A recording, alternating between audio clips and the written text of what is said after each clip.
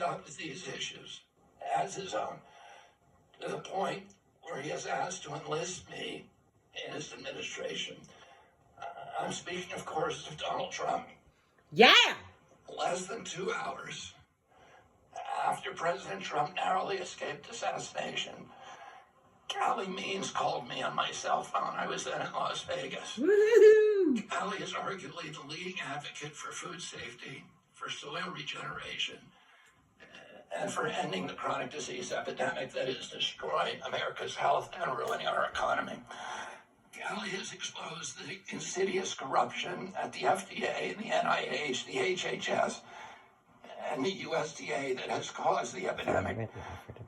Callie had been working on and off for my campaign, advising me on those subjects since the beginning. And those subjects have been my primary focus for the last 20 years. I was delighted when Callie told me that day that he had also been advising President Trump. He told me President Trump was anxious to talk to me about chronic disease and other subjects, and to explore avenues of cooperation. He asked if I would take a call from the president.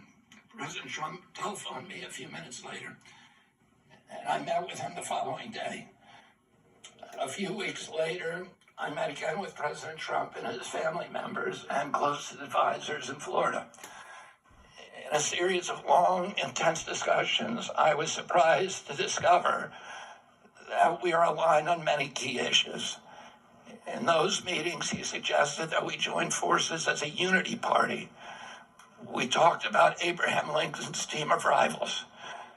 That arrangement would allow us to disagree publicly and privately, and fiercely if need be, on issues over which we differ, while working together on the existential issues upon which we are in concordance.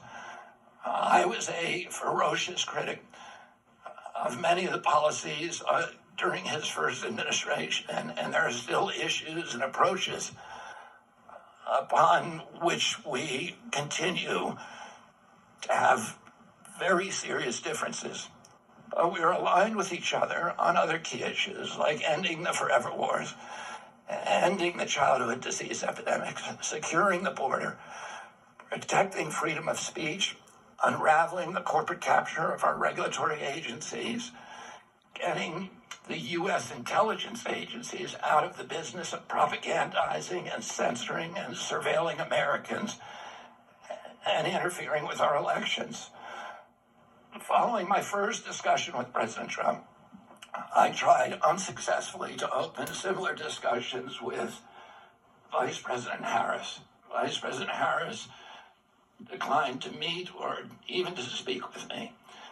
Suspending my candidacy is a heart-rending decision for me, but I'm convinced that it's the best hope for ending the Ukraine war and ending the chronic disease epidemic that is eroding our nation's vitality from the inside, and for finally protecting free speech.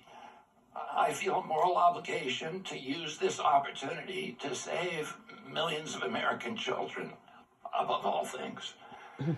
In case some of you don't realize how dire the condition is of our children's health and chronic disease in general, I would urge you to view Dr. Carlson's recent interview with Callie Means and his sister,